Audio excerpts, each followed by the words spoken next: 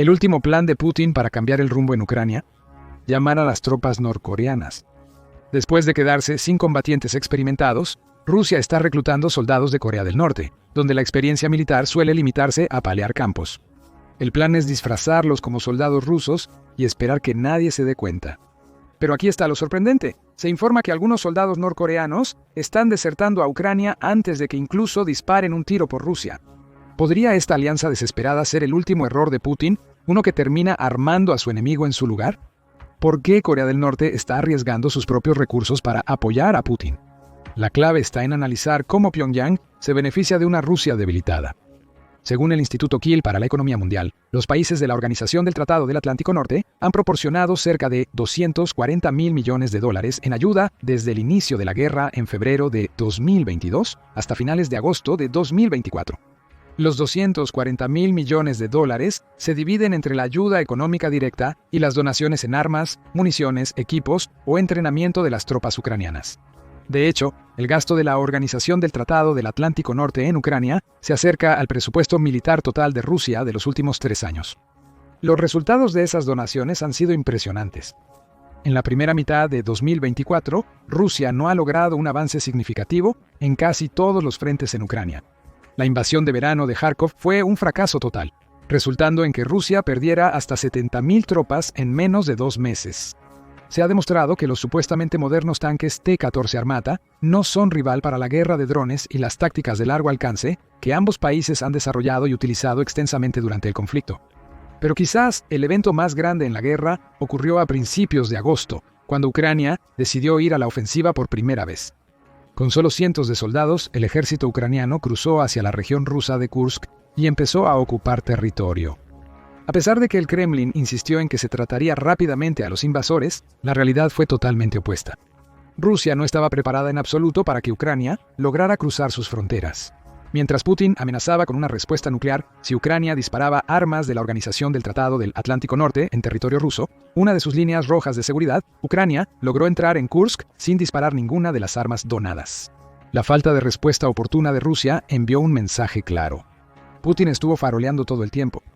Esto ocasionó grandes problemas para Rusia. Durante su esfuerzo bélico, Rusia se enfocó principalmente en equipar y preparar a la mayor cantidad de soldados contratados para el combate en primera línea. Esto implicaba que los otros soldados disponibles que Rusia podría utilizar, los reclutas, quedaron desamparados. Según entrevistas con prisioneros de guerra capturados en Kursk, el ejército ruso les dio solo unas pocas semanas de entrenamiento básico antes de enviarlos a la región fronteriza. Pero ¿por qué Rusia no quería usar a sus reclutas? Después de todo, ¿no es verdad que el servicio obligatorio del país ha traído alrededor de 130.000 reclutas anualmente en un sistema rotativo semestral? La respuesta está en la ley rusa. Después de la catastrófica guerra de la Unión Soviética con Afganistán en los años 80, el número de muertos del conflicto de 10 años se disparó a millones, incluyendo muchos reclutas. La presión interna obligó a la Unión Soviética a declarar que los reclutas ya no serían enviados al extranjero. La Federación Rusa mantuvo la ley cuando heredó la Unión. Esto significa que no importa cuántos reclutas tenga el ejército ruso, su papel es puramente defensivo. Y por eso, no han sido tan entrenados y equipados como los soldados enlistados. Este hecho llevó a Rusia a montar una contraofensiva en Kursk un mes después de la invasión ucraniana inicial, muy tarde. Aún peor, con Rusia necesitando usar sus reclutas poco entrenados y desviar algunos de sus recursos del frente, no ha logrado expulsar a los ucranianos de Kursk. Para mediados de octubre, informes militares rusos indican que solo se ha recuperado la mitad del territorio ocupado. Este lento progreso significó que entre 120.000 y 200.000 rusos permanecen desplazados forzosamente de la región de Kursk, lo que podría agravar los problemas para el gobierno ruso. La grave situación en Kursk llevó a Putin a buscar respuestas. Una solución era buscar ayuda más directa de otros países, y ahí es donde entran los norcoreanos. Corea del Norte es uno de los pocos países que ha sido un aliado a largo plazo de Rusia y China, que mantienen una alianza entre sí. Durante la guerra de Rusia, Corea del Norte ha ganado relevancia por varias razones importantes. Corea del Norte ha sido prácticamente reconstruida gracias a las donaciones, ayuda militar y económica de China y Rusia.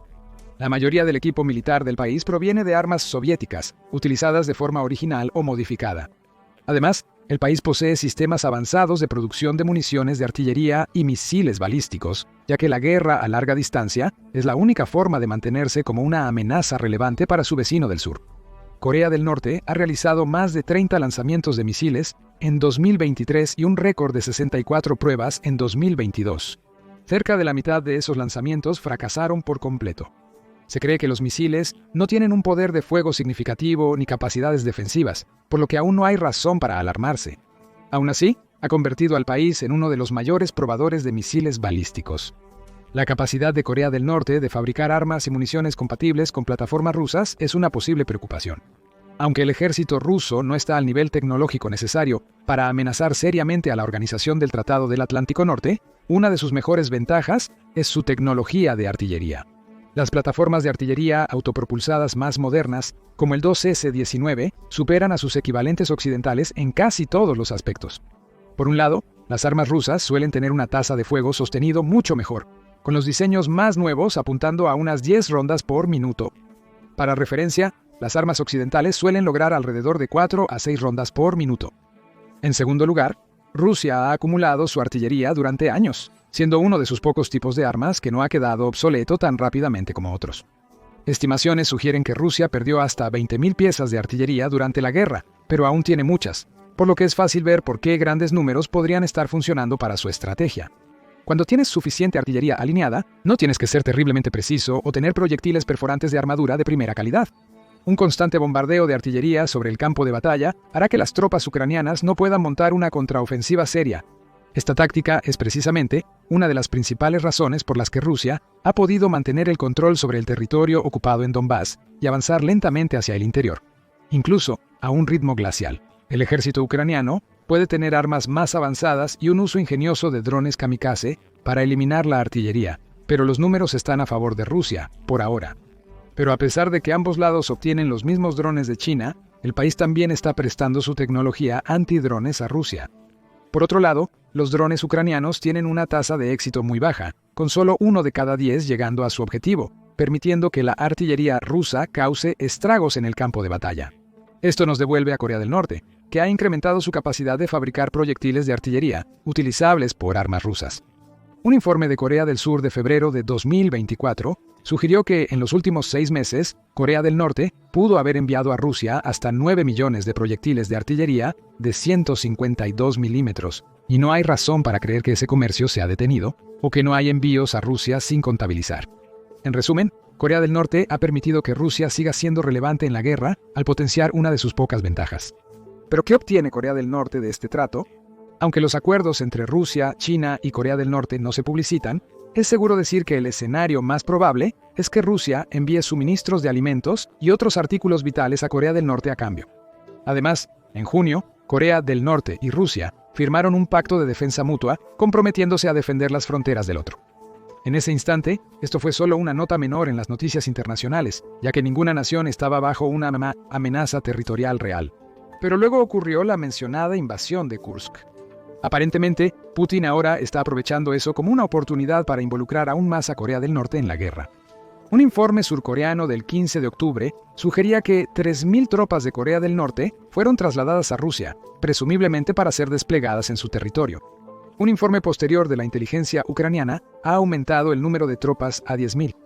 Informes adicionales han sugerido que el primer lote de tropas norcoreanas contendría hasta 12.000. ¿Y dónde se van a desplegar todas estas personas? Adivinaste, Kursk. Con Putin insistiendo en que la invasión amenaza el territorio ruso, en lugar de invocar una línea roja que justificaría el uso de armas nucleares, parece que emplear a Corea del Norte es una solución intermedia. Una infusión de 50.000 o más soldados en Kursk permitiría al ejército ruso obtener un respiro del combate en esa región. Rusia planea utilizar tropas de Corea del Norte para defender sus regiones fronterizas. Este plan tiene defectos significativos. Pero primero, hablemos sobre la situación actual de las tropas que Corea del Norte envía a Rusia.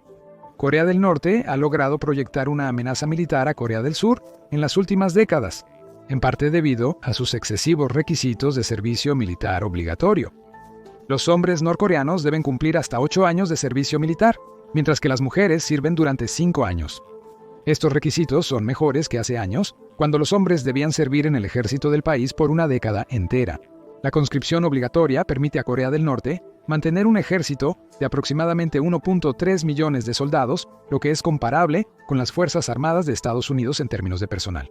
Informes sugieren que Corea del Norte podría reclutar alrededor de 8 millones de personas en el ejército rápidamente en caso de un conflicto a gran escala. Estos números indican que los 10.000 a 12.000 soldados que Corea del Norte ha enviado a Rusia hasta ahora son prácticamente una gota en el balde en comparación con lo que podría enviar. Esto significa que Rusia podría recibir más y más soldados a medida que pasa el tiempo. Pero, como se mencionó, hay algunos problemas con esto. Aunque Corea del Norte mantiene un gran ejército, sus prácticas y equipos están basados en la era soviética y se encuentran décadas detrás de los ejércitos occidentales modernos e incluso rusos. Aunque Corea del Norte y Corea del Sur técnicamente aún están en guerra, los combates cesaron en 1953 con la firma del armisticio de la Guerra de Corea del Norte. Posteriormente, Corea del Norte se aisló progresivamente del mundo, limitando sus relaciones a sus aliados más próximos como China y Rusia. En consecuencia, el ejército del país carece de experiencia de combate real y quienes la tenían fallecieron hace mucho tiempo. Esto significa que incluso si los soldados que Corea del Norte envía a Rusia son lo mejor de su ejército, esa barra es tan baja que es poco probable que los soldados lo hagan mucho mejor que los reclutas rusos de todos modos.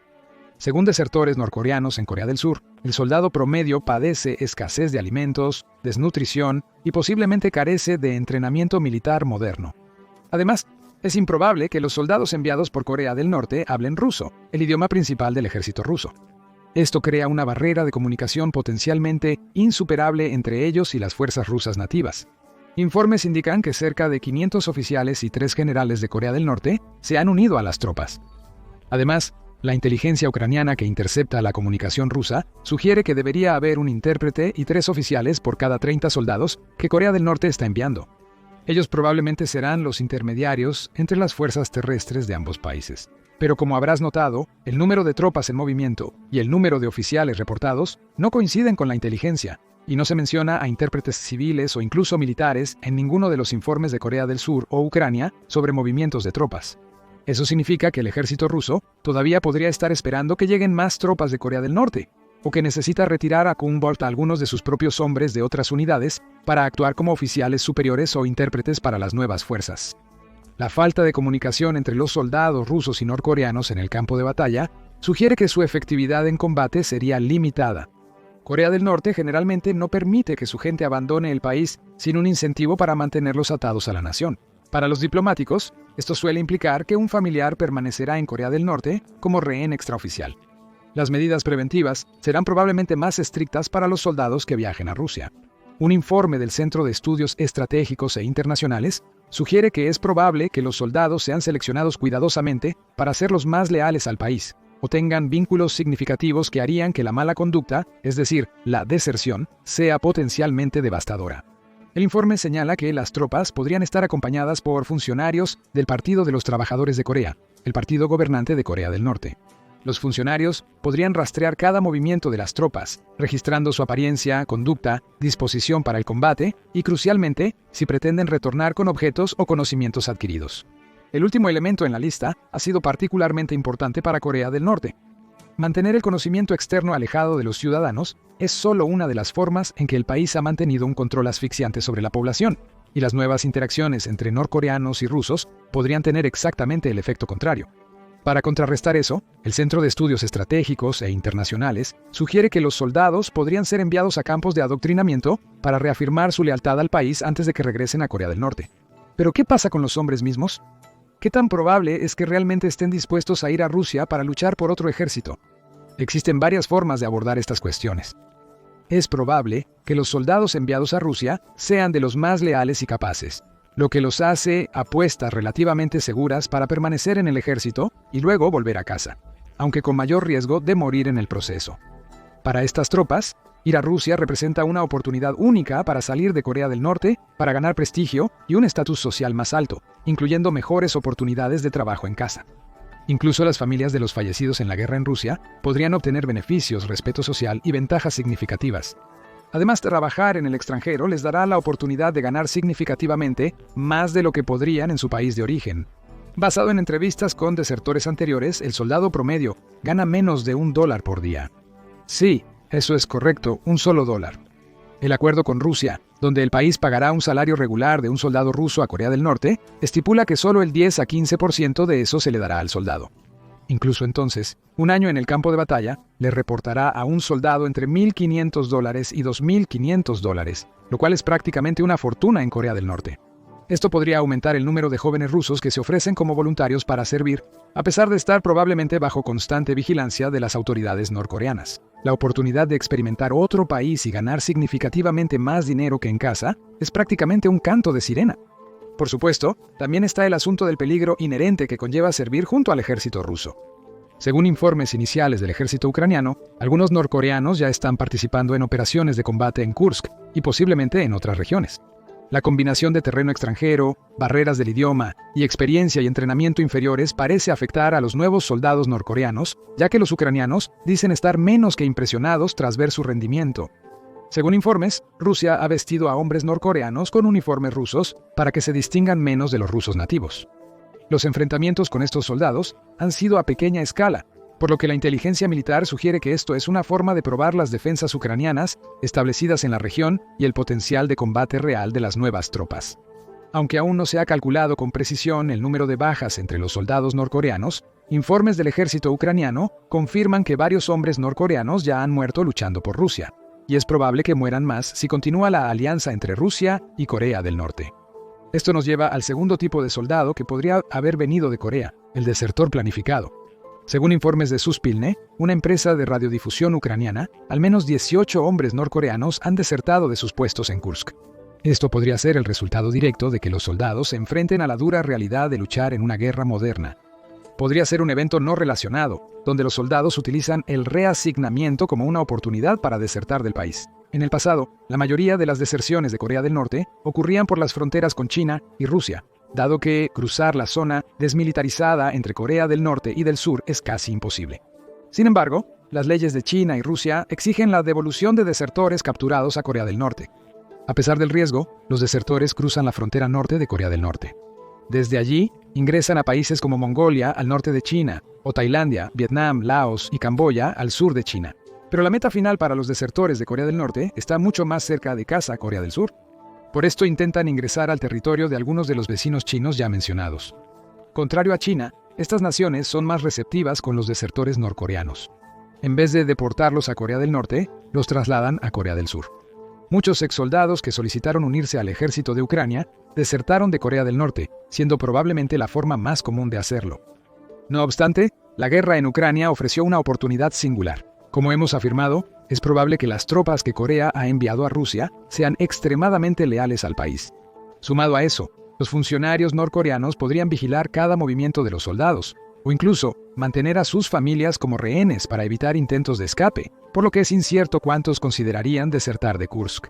No hay precedente de norcoreanos cruzando la frontera rusa hacia países vecinos si lo hacen. Como los vecinos occidentales de Rusia son miembros de la Organización del Tratado del Atlántico, Norte Bielorrusia o Ucrania, y la región de Kursk está cerca de la frontera ucraniana, las autoridades ucranianas probablemente determinarían qué hacer con cualquier desertor exitoso. Además, Ucrania aún ocupa una porción significativa de territorio en la región de Kursk. Aunque Rusia ha recibido soldados entrenados de Corea del Norte para reemplazar a los reclutas rusos, no está claro si esto ayudará significativamente a Rusia a lanzar una exitosa contraofensiva en la zona fronteriza. Según la British Broadcasting Corporation del 11 de noviembre, el Ministerio de Defensa ucraniano estima que Rusia desplegó unos 50.000 soldados en la región de Kursk para tratar de retomar su control. De estas tropas, al menos 10.000 podrían ser los norcoreanos ya mencionados. El número exacto de soldados norcoreanos desplegados activamente en Kursk es incierto. Como se mencionó, Ucrania ha informado que Rusia está vistiendo a norcoreanos con uniformes militares rusos, haciéndolos casi indistinguibles de los soldados rusos a distancia. No obstante, la participación de miles de soldados norcoreanos junto a las tropas ucranianas probablemente beneficiará a Ucrania. Esto se debe a que el ejército ucraniano ya tiene años de experiencia real en combate y ha creado modos detallados de guerra moderna, incluyendo operaciones con drones, para las cuales Corea del Norte probablemente no está preparada. Los enfrentamientos podrían resultar en la aniquilación diaria de escuadrones de soldados norcoreanos. Según los números publicados por el Ministerio de Defensa ucraniano, se estima que Rusia está perdiendo más de 1.200 soldados cada día. Aunque solo una parte de estas bajas sean en la región de Kursk, la cantidad de soldados norcoreanos podría reducirse a casi cero en los siguientes meses. En el peor escenario, podrían desaparecer en pocas semanas. Aquí es donde los desertores norcoreanos mayores que van a Ucrania planean marcar la diferencia. Al aliarse con el ejército ucraniano como voluntarios, podrían unirse a las tropas en Kursk o en las líneas del frente en la región de Donbass. Aunque es improbable que la mayoría de los 200 exmilitares estén aptos para el servicio, podrían utilizar su experiencia del ejército norcoreano de otras formas. Un portavoz norcoreano del grupo mencionó que su mera presencia en Ucrania sería un arma psicológica que podría usarse contra los norcoreanos en Rusia. Estos podrían ser ejemplos de los beneficios para los soldados norcoreanos que deserten y crucen al lado ucraniano. Los voluntarios podrían actuar como intérpretes y transmitir mensajes dirigidos específicamente a los miembros norcoreanos del ejército ruso. Esto generaría una doble pérdida para Rusia. Los desertores norcoreanos que trabajan para Ucrania podrían obstaculizar los planes de Rusia de retomar Kursk con fuerzas extranjeras si logran persuadir a sus compatriotas estacionados allí para que abandonen el ejército ruso. Pero más importante, mostraría a los rusos que los soldados norcoreanos podrían no ser tan confiables como parecen inicialmente. Esto podría dañar la relación entre Rusia y Corea del Norte, con consecuencias devastadoras para ambas naciones. El acuerdo de defensa mutua entre los países depende de que Corea del Norte pueda proporcionar algo valioso a Rusia. Previo al despliegue de las tropas norcoreanas a Kursk, su contribución consistía en envíos regulares de municiones de artillería. Se sospecha que Rusia ha enviado alimentos vitales a Corea del Norte. Para los propios soldados, es probable que Rusia esté pagando mucho más, considerando que hay informes de que está pagando a Corea del Norte más de 200 millones al año por los 10.000 soldados y enviando hasta 700.000 toneladas métricas de arroz. Si esos soldados no lucharan para Rusia, entonces Rusia habría desperdiciado el dinero y el esfuerzo de reclutarlos y transportarlos desde Corea del Norte hasta Kursk. Para Putin, sería aún peor si los soldados norcoreanos que deserten directamente a Ucrania fueran elegibles para servir en la Legión Internacional Ucraniana, aunque es poco probable, proporcionando más mano de obra al ejército ucraniano a costa de Rusia. La pérdida monetaria de Rusia podría amargar el acuerdo entre ambos países. Si se establece un precedente que muestra que las tropas norcoreanas no son leales a Rusia, entonces no hay garantía de que el próximo lote de soldados no se comporte igual. Como resultado, sus inversiones en Corea del Norte podrían ser redirigidas a otros destinos. Esto se justifica porque la economía rusa trabaja horas extra para financiar la guerra, tras perder conexiones comerciales con gran parte del mundo después de la invasión. Sus otros socios principales están en Asia Central y en el Medio Oriente, el cual tiene sus propios problemas en el conflicto actual entre Israel, Hamás y Hezbollah. Pero el aspecto más importante de la deserción de norcoreanos de Rusia sería la devastadora pérdida de reputación que ambos países sufrirían. Corea del Norte ha estado causando revuelo en la geopolítica mundial debido a su creciente tecnología de misiles balísticos y militarización extrema. Pero el país ha estado prácticamente protegido por alianzas con Rusia y China. Si el Kremlin considera que su inversión en Corea del Norte no es fructífera, a pesar de que este país cumple su parte del acuerdo de defensa mutua, parte de esa alianza podría acabar. La situación con China tampoco es buena. China ha sido un aliado discreto de Rusia durante los últimos 2 años y medio aproximadamente. Ha ayudado a Rusia a mitigar las sanciones occidentales y probablemente ha introducido de contrabando tecnología vital para que pueda continuar fabricando sistemas de armas modernos.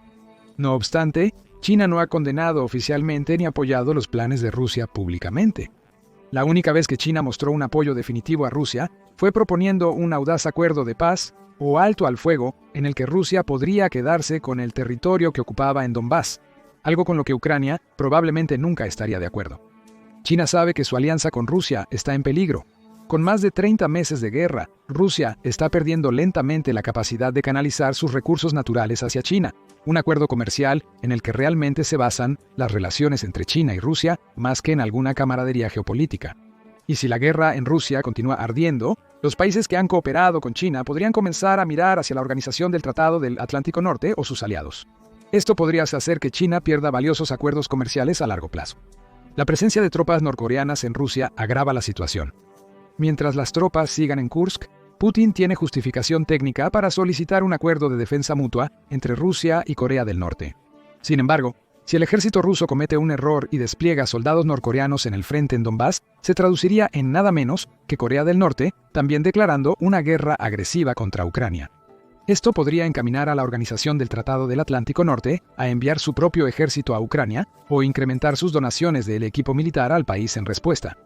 Si Rusia no actúa con precaución, podría involucrar sin querer a Corea del Norte y China en una guerra no solo con Ucrania, sino también con la Organización del Tratado del Atlántico Norte y sus aliados. Es probable que China no esté lista para esto, particularmente con Rusia ya debilitada por una guerra prolongada. Como resultado, China misma también podría estar reconsiderando su alianza con Corea del Norte. Si Corea del Norte pierde el apoyo de Rusia y China por su participación en la guerra de Ucrania, las consecuencias son impredecibles. Como se mencionó, Corea del Norte y Corea del Sur todavía están técnicamente enredadas en la guerra de Corea. Aunque Corea del Sur no ha realizado movimientos ofensivos y su ejército ha estado orientado a la defensa, las muestras de agresión de Corea del Norte probablemente no pasarán desapercibidas, y el envío de 10.000 soldados norcoreanos a otro país no puede ser visto más que como agresivo. El ejército de Corea del Norte ha bombardeado 2 carreteras principales que conectaban el norte y sur de la península de Corea, intentando separarse aún más de Corea del Sur al declararla un estado hostil. Se considera que el ejército de Corea del Sur está décadas por delante de su homólogo norcoreano, al menos en términos de guerra convencional. El ejército se encuentra entre los 10 más poderosos a nivel mundial. Este alto rango se debe en parte a las alianzas con Estados Unidos, que ha permitido al país modernizar su industria de defensa en las últimas décadas. Corea del Sur se ha convertido en el 9º mayor exportador de armas a nivel mundial. La mayoría de los esfuerzos de desarrollo militar del país se enfocan en crear una fuerza defensiva imbatible, motivada por la cercanía de solo 120 millas entre Pyongyang y Seúl. El ejército de Corea del Sur tiene menos personal activo que el de Corea del Norte, pero probablemente más reservistas debido a su requisito de servicio militar obligatorio similar, aunque con duraciones más cortas. Esto implica que en una posible renovación de la Guerra de Corea, el ejército surcoreano estaría superado en número, pero mantendría una clara ventaja tecnológica en la guerra convencional. Existe preocupación por el desarrollo de armas nucleares por parte de Corea del Norte, especialmente por sus frecuentes pruebas de misiles anuales. Corea del Sur actualmente no tiene armas nucleares por sí misma, depende de los sistemas de disuasión nuclear para protección de los Estados Unidos. Sin embargo, los recientes cambios en la política exterior de Estados Unidos de Donald Trump, que asumirá la presidencia en enero, podría alejarse de Corea del Sur y llevar a que este país considere desarrollar sus propias armas nucleares.